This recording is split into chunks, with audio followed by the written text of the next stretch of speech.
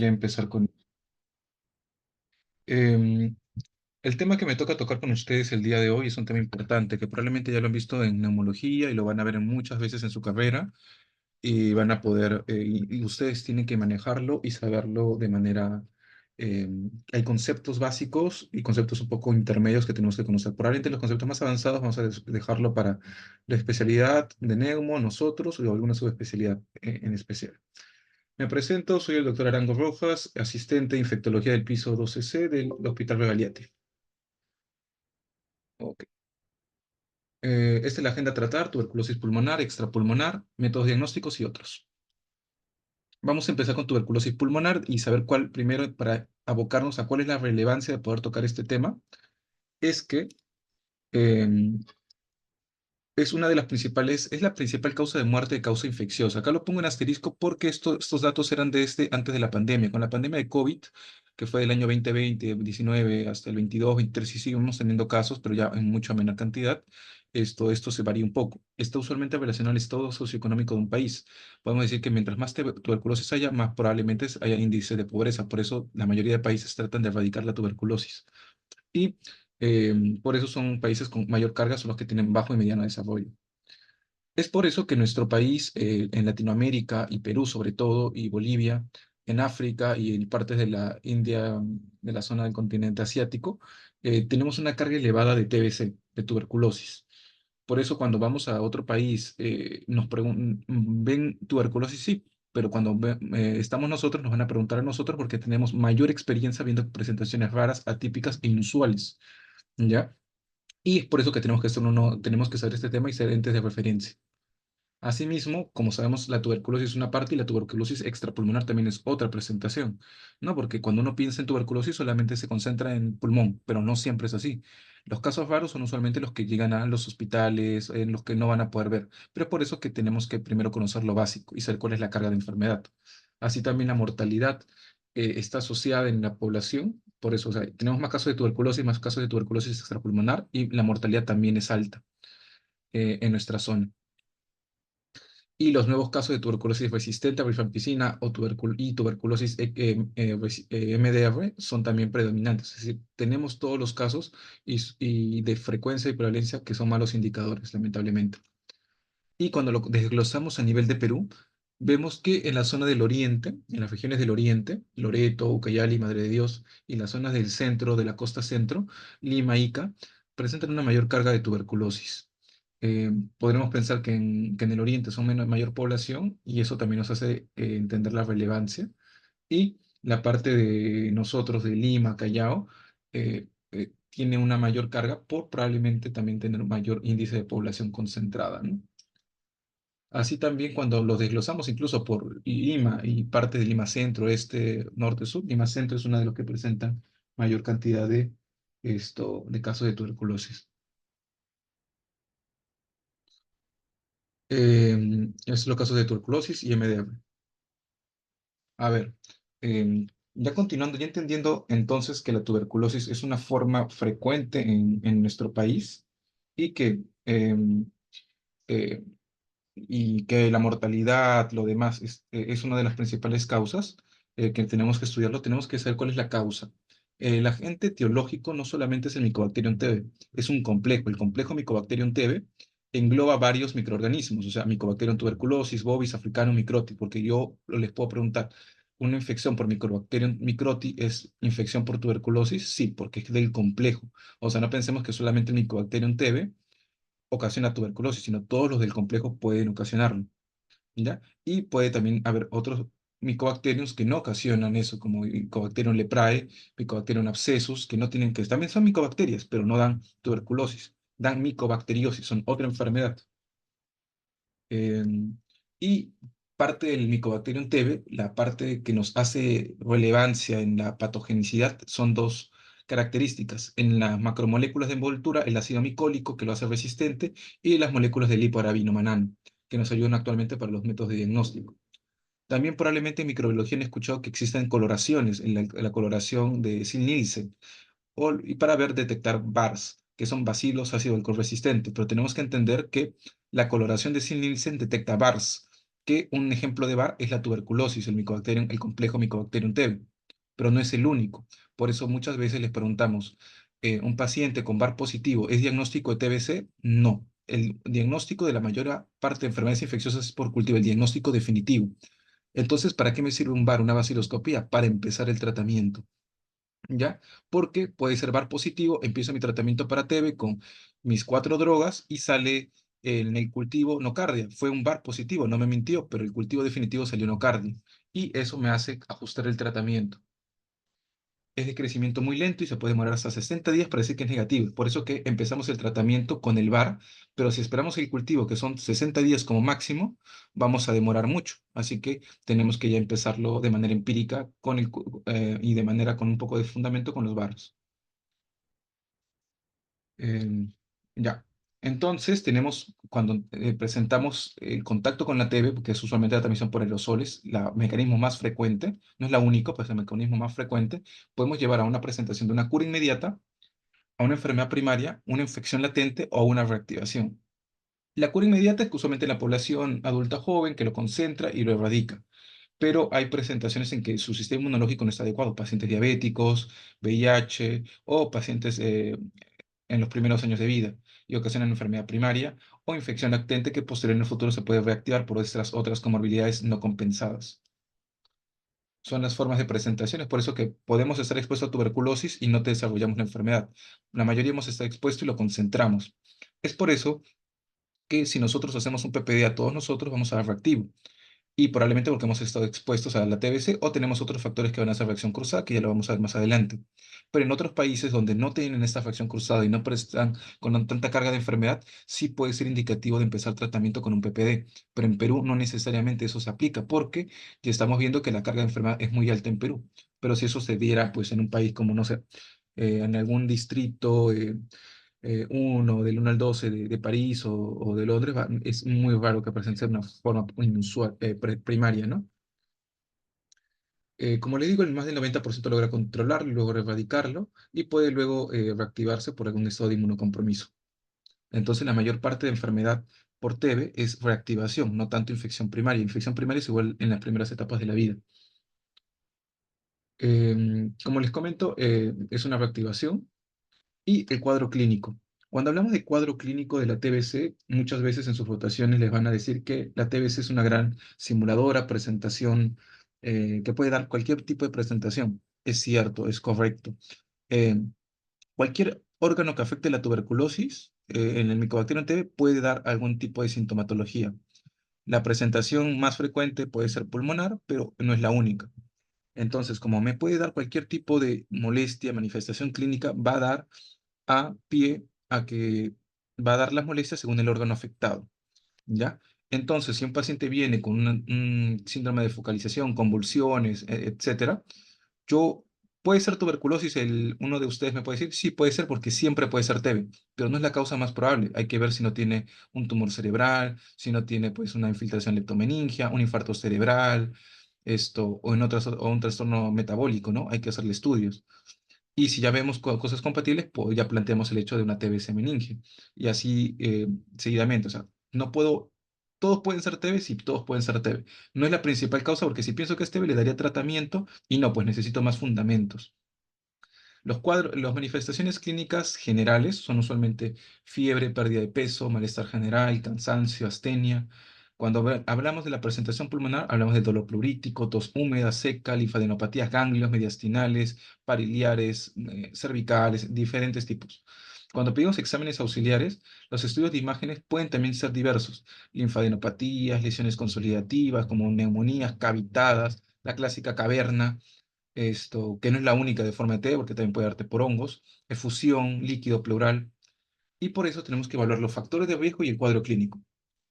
Tenemos un paciente adulto que empieza con tos, puede ser TB, sí, pero lo más probable es que tenga una neumonía, una bronquitis, un ataque de bronquitis, un tema así.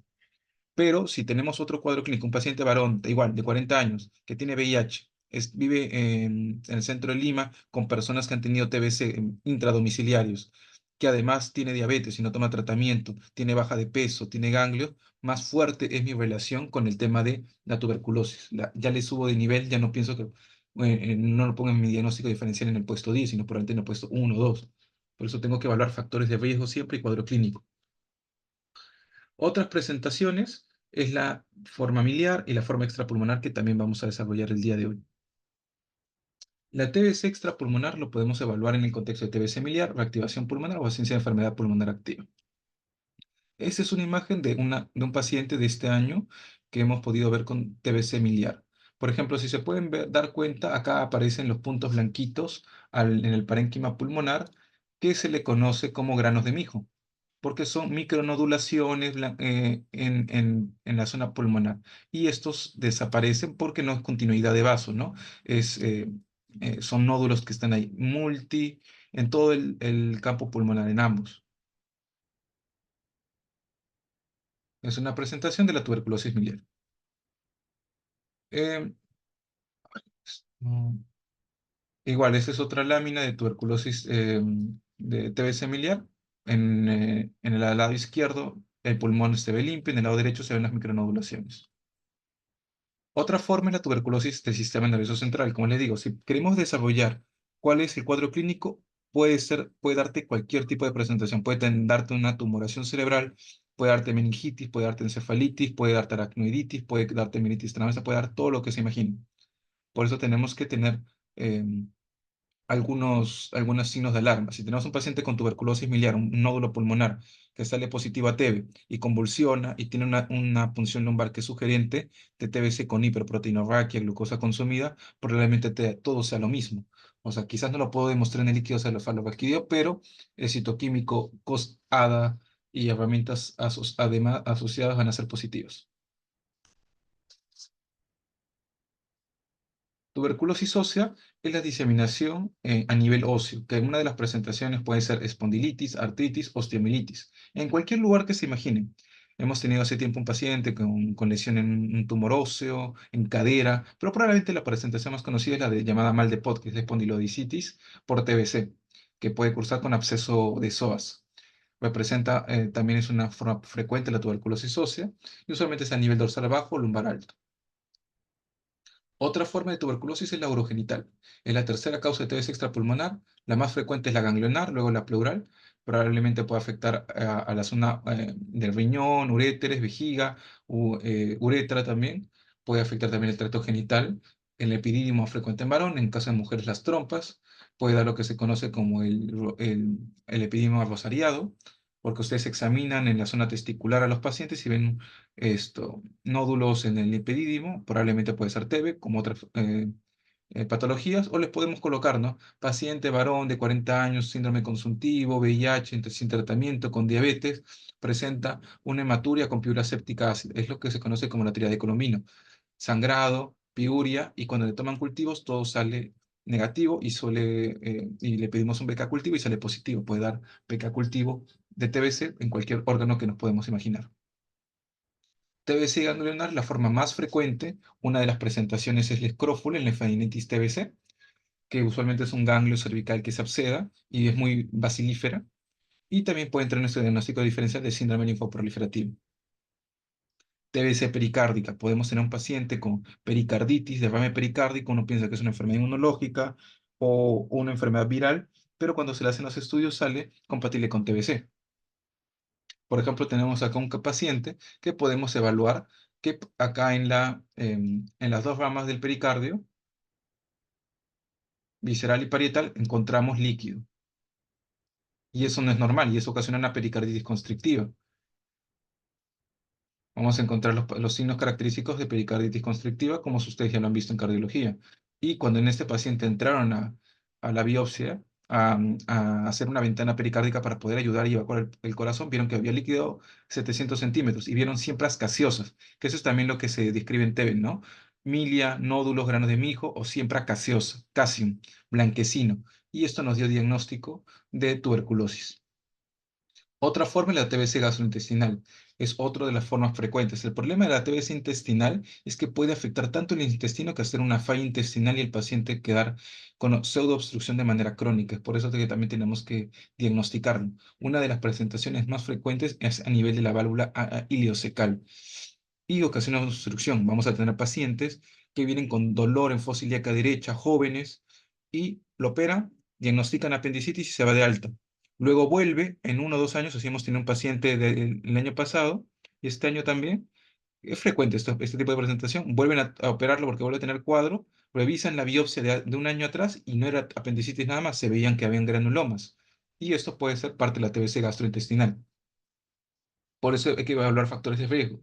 Este es un paciente joven que también entró por apendicitis de este año.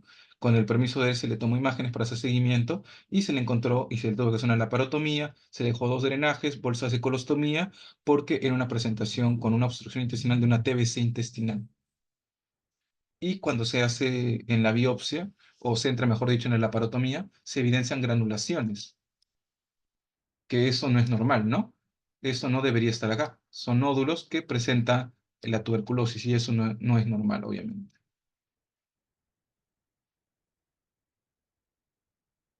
Esta es una presentación de TBC extrapulmonar que, como podemos ver, esta es forma ósea.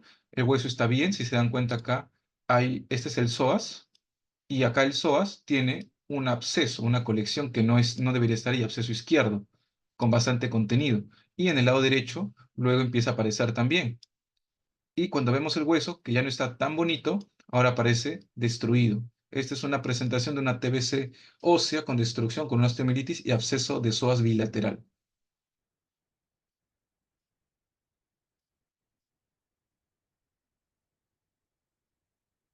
Y cuando se le hace estudio, porque como nosotros entendemos, eh, ¿cómo podemos sospechar que la TBC, ya, tenemos sospecha de que tiene osteomielitis ósea, absceso de psoas, pero decimos, los cultivos salen negativos, ¿cómo podemos tener una herramienta más? Ustedes como ya saben que la tuberculosis, uno se contagia, hace una diseminación primaria, pero el cuerpo lo controla, en ese momento, en esa diseminación primaria de hace varios años, pudo haberse sembrado en el hueso de la columna.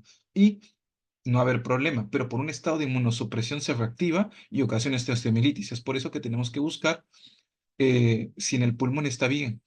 Pero usted me van a decir, doctor, no vino por ningún síntoma pulmonar. Le tomamos una tomografía y se evidencia una micronodulación milia en esta zona del pulmón, un consolidado en ápice izquierdo y también en el pulmón derecho, ¿no es cierto?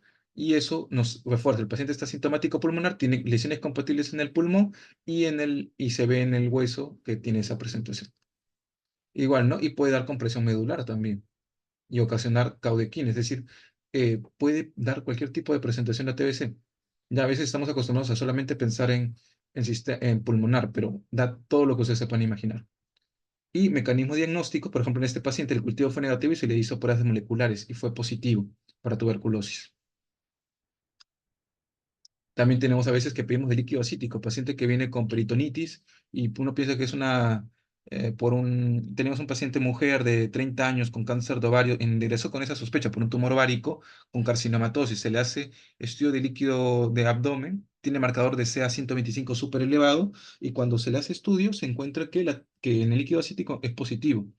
Y nosotros nos debemos acordar que la TBC también puede dar elevación del CA 125, un marcador tumoral y nos puede hacer confundir y decir que un paciente tiene cáncer, cuando no es así. Por eso tenemos que hacer una historia clínica adecuada y evaluarlo de manera correcta.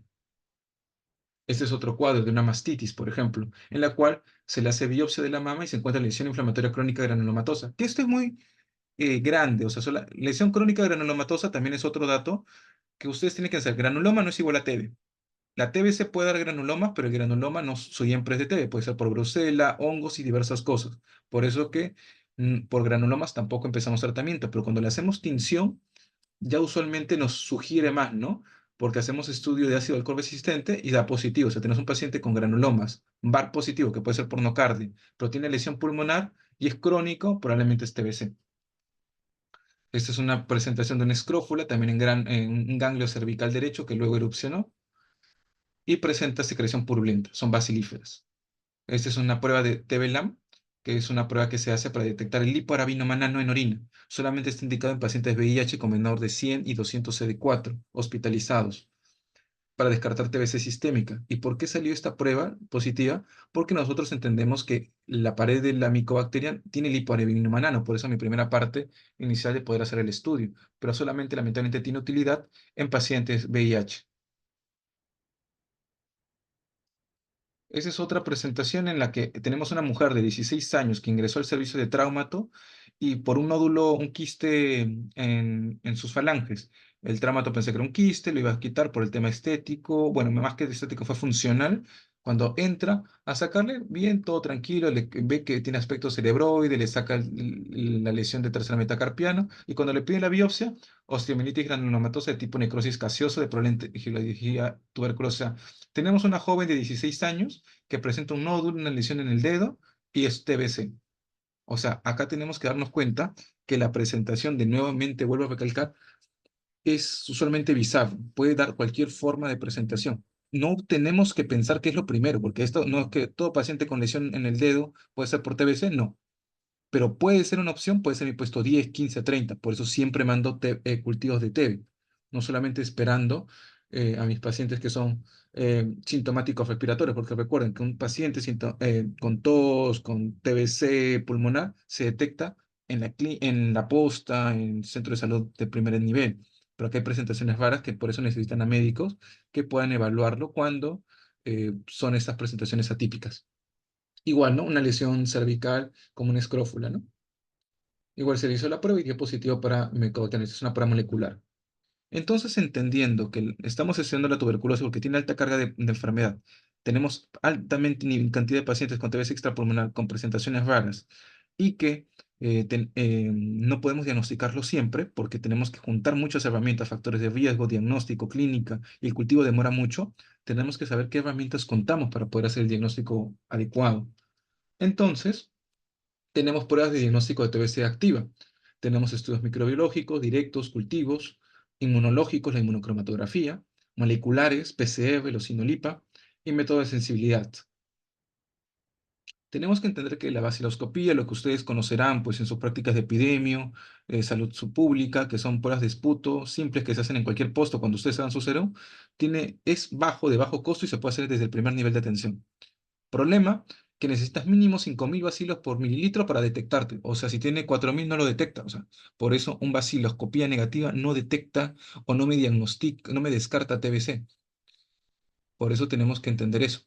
No detecta si está vivo o muerta la cepa, porque entendemos que ve el VAR, pero el VAR no sabemos si está vivo o muerto. ¿Cómo sabemos si está vivo o si está muerto? Por el cultivo. El cultivo nos permite. Es el método definitivo para TBC y para la mayoría y para mayoría no digo todo porque quizás hay alguna excepción puntual que vamos a conversarlo más adelante, pero para todas las enfermedades infecciosas el cultivo es el método definitivo. Tiene mayor sensibilidad, ya no necesito 5.000, necesito 10 bacilos.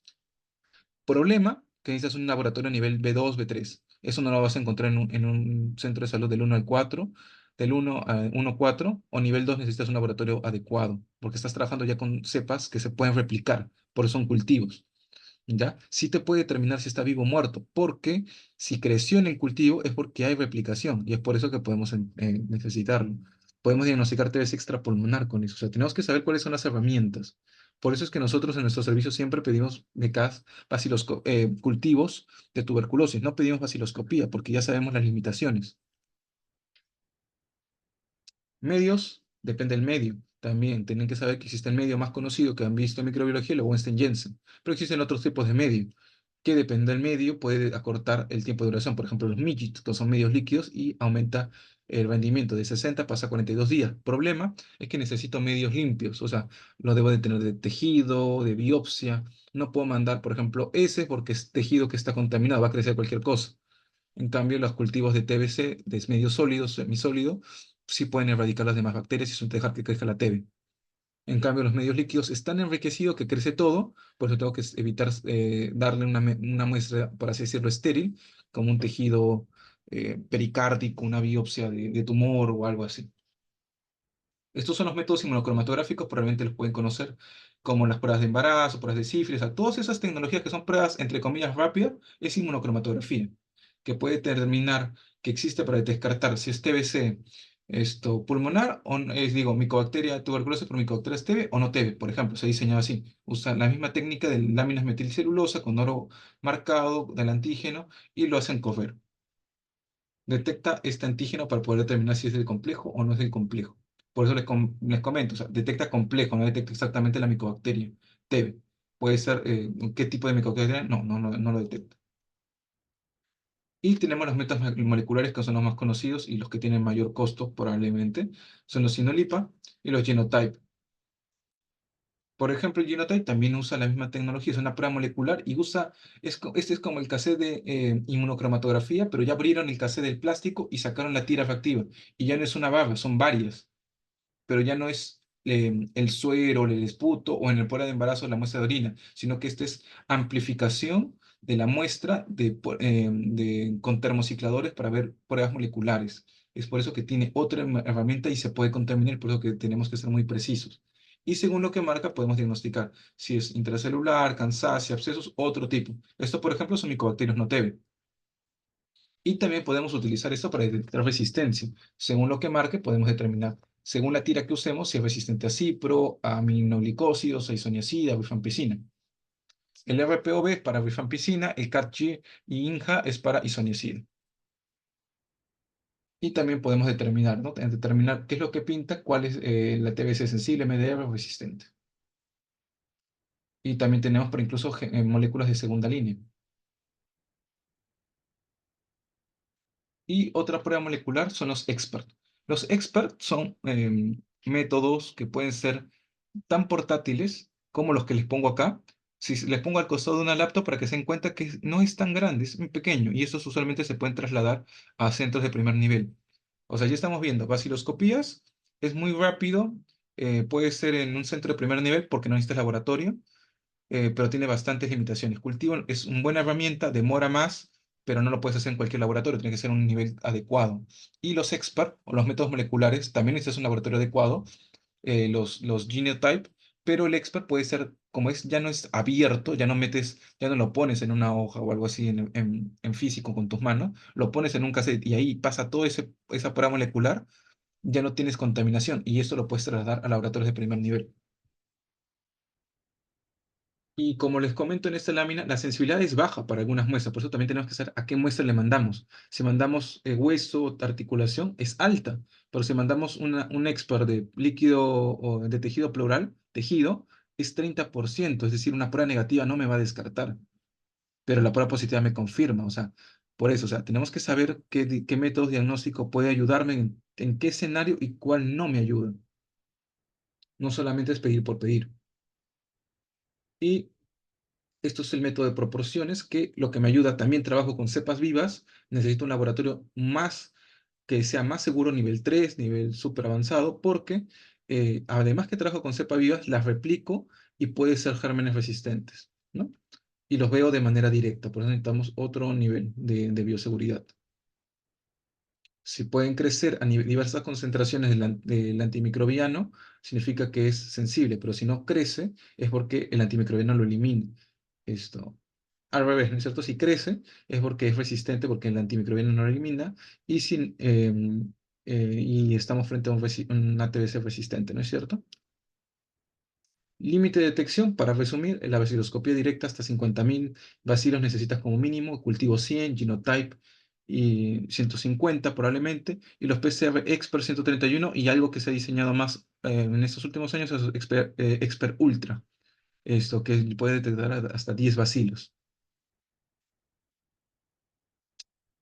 Y esto es de manera de resumen los métodos diagnósticos. Tenemos los métodos microbiológicos, inmunocromatografía, los ensayos en línea, PCR y DOTS. Y las pruebas de tuberculosis latente, como les digo, tenemos dos grandes pruebas, los TCT, que es como lo que conocemos como el PPD, lo que les inyectan subdérmicamente para determinar si creció la pápula o no, pero tenemos reacción cruzada con las vacunas, micobacterias no TB y todo eso no tiene mucha utilidad acá en el Perú. Y los SIGRA también es casi similar a una TBC, al PPD, pero más caro.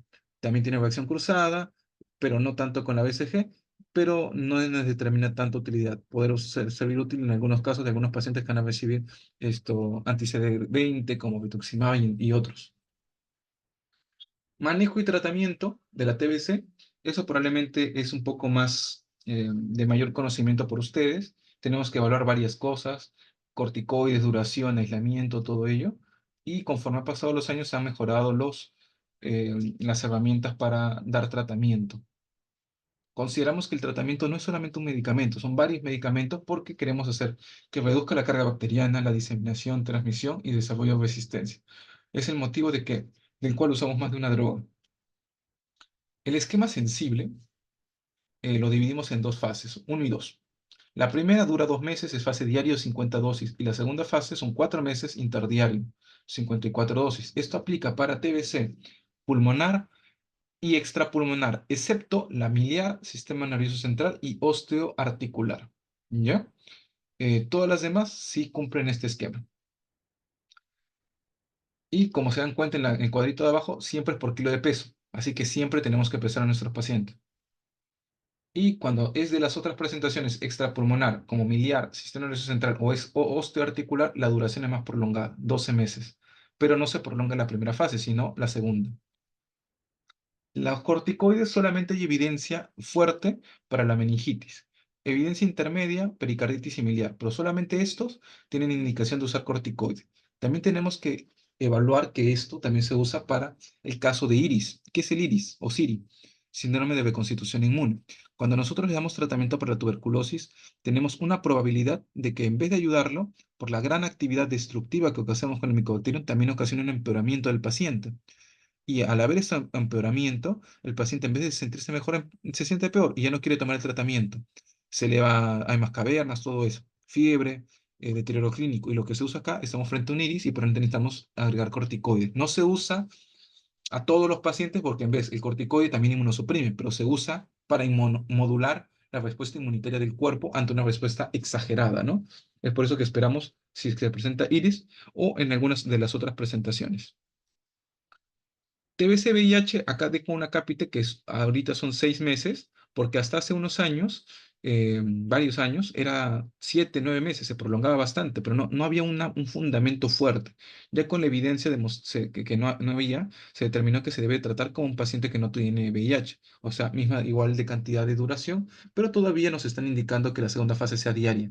Recordamos que en TBC pulmonar no VIH es interdiario, la segunda fase en VIH es diaria y necesitamos entender definiciones, porque si estamos frente a un paciente, nuestro núcleo básico, nuestras cuatro drogas es isoniazida, rifampicina, piracinamida y tambutol. El núcleo básico es isoniazida, rifampicina, porque fueron los mejores medicamentos, y principalmente la rifampicina, que controla y elimina radicalmente la carga de micobacteria. Por eso, si se presenta resistencia a la rifampicina, como la TBC-RR, resistente a la rifampicina, se maneja como si fuera MDR. Y otras presentaciones como la TBC-XDR cuando se agrega una resistencia a quinolona o XDR cuando es un medicamento, además de la quinolona del grupo A como bedaquilina o linezolid, tenemos que entender que es un XDR. También tenemos TBC poliresistente, que en el caso, por ejemplo, tenemos resistente a isoniazida y a etambutol, coge uno del núcleo básico, pero no coge los dos. Es un paciente con TBC poliresistente. Si es solamente isoniazida, monoresistente. Si es isobrifa, MDR. Todo ello. Hasta hace también muchos años se decía que XDR era quinolona inyectable, porque antes el inyectable era de grupo A, pero ahora ya los inyectables de hace mucho tiempo ya no son de grupo A, son de grupo C. Así que ahora tenemos a la bedaquilina y mesolita. Ok, es el cambio conforme ha pasado los años. Por ejemplo, podemos ver en la primera columna de la izquierda que tenemos a la canamicina, micacina, capromicina como inyectables, los primeros grupos. Pero conforme han pasado los años, se pasó estos inyectables hasta lo último y ya incluso ya no aparecen. Acaso entonces tenemos a la micacina, canamicina, que ha bajado al grupo 3, pero nada más. Esos son los nuevos medicamentos que se usan para TBC, grupo A, levo, moxi, beta, linezolid. Grupo B y grupo C, tenemos a la micacina, el único que nos ha quedado, pero que ya no deberíamos evitar usar, como todos son malos medicamentos. No les vamos a preguntar sobre qué esquema van a ofrecer a un paciente en contra de ese XDR, MDR, sino que sepan que existen grupos y cuáles son las definiciones, porque eso sí tienen que saber. Como les digo, cada tratamiento trata de ser más acortado, pero eso todavía empieza a ser más en boga en estos últimos años, porque se ve que 24 meses, que puede ser un esquema de MDR 8 más 16, 24, no muestra a veces superioridad con un esquema cortado. Monitoreo. Como el paciente recibe tantos medicamentos, las interacciones y mecanismos de eventos adversos es frecuente y tenemos que analizarlo. Ver que no haya problemas, interacciones. Por ejemplo, los medicamentos se metabolizan mucho en el hígado, por eso medicamentos como fenitoína, valproico, warfarina, fluconazol van a interaccionar bastante. Así que tenemos que estar siempre revisando. Y por eso ustedes sí tienen que saber los eventos adversos, porque no van a ver probablemente paciente, van a tratar paciente con TBC y el paciente va a venir con ustedes porque le van a dar tratamiento, le va a hacer seguimiento el técnico, la enfermera, para que tome el tratamiento, pero cuando presenta alguna complicación le van a decir, doctor, mi paciente está escuchando menos, ¿qué es?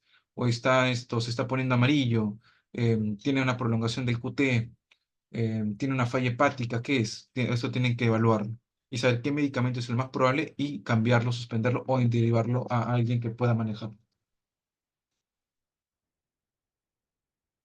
Ok,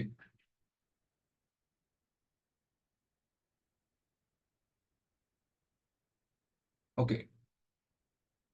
Em, Como les comento, em, una de las presentaciones RAF de reacción adversa de fármacos antituberculosos, la RAF es reacción adversa de fármacos antituberculosos. La principal, la más frecuente es gástrica, porque tenemos muchos medicamentos, pero la más importante que nos hace suspender esto es la hepática, ¿ya? Porque no, hay muchas interacciones y el hígado se puede complicar.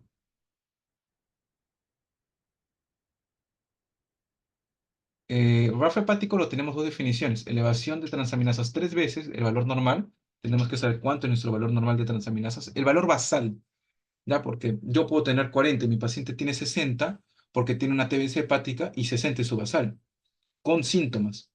Y si son 5 veces, ya lo suspendo aunque no tenga síntomas. Por eso tenemos que entender nuestra forma y saber qué medicamento no es hepatotóxico. Por ejemplo, de estos medicamentos 4, el que no es hepatotóxico es el etambutol. Es decir, si yo tengo un paciente con RAF hepático, una reacción adversa a fármacos antituberculosos que ocasiona un daño hepático, voy a ver que de los 4 voy a sospechar de 3 menos de uno, del etambutol. O sea, el etambutol es el menos probable que ocasione eso. ¿Ya? Esto, y otros sí lo van a dar. Y el mayor hepatotóxico es la piracinamida. Y así también yo les puedo preguntar qué medicamento del primera fase se tiene que corregir con la función renal, y eso tenemos que revisarlo, ¿no? Piracinamida, etambutol, qué medicamento ocasiona toxicidad, amicacina, las aminoglicosidos, ¿no es cierto? Y eso tener que evaluarlo. Qué medicamento hace plaquetopenia, qué medicamento está contraindicado con inhibidores de la recaptación de serotonina, porque los pacientes se deprimen también y todo ello.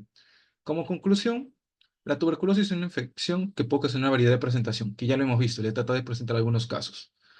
La sospecha clínica, factores de riesgo, es lo principal que tenemos que tener en cuenta. El cultivo es el principal método estándar. Me ayuda para empezar tratamiento, la vaciloscopía, la sospecha clínica, factores de riesgo, pero yo voy a decir, tiene TBC probable pulmonar o OSE. El cultivo, cuando sea positivo, voy a decir TBC confirmada. Voy a hacer TBC por imágenes, ¿no? No voy a confirmar hasta que no tenga el cultivo. Y me ayuda para determinar si es viable. Por eso la vaciloscopía no me ayuda. Yo cuando le hago mi control mensual es con cultivos, porque me determina si es viable o no. Y eso sería todo, doctores. Sé que es un poco denso el tema, he tratado de poder resumirlo y poder hacer los puntos más importantes que se tienen que llevar. Y eso sería todo de mi parte. No sé si tienen alguna duda o consulta sobre el tema.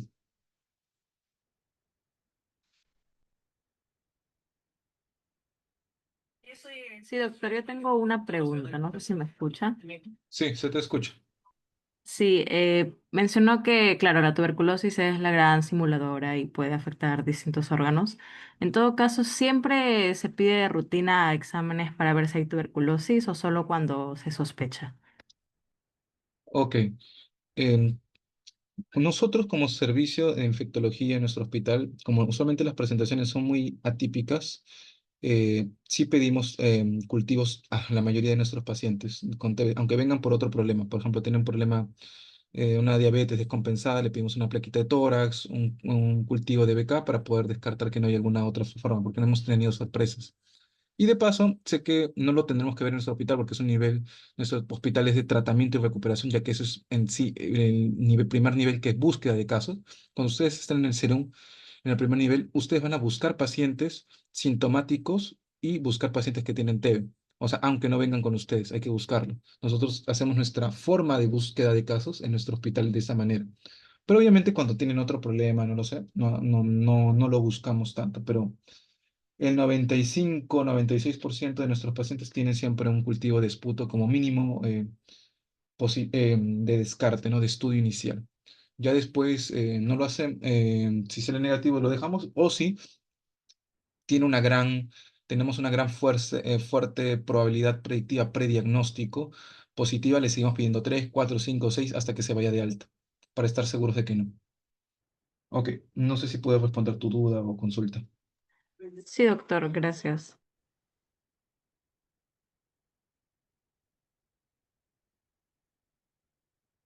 ¿Alguna otra pregunta, duda?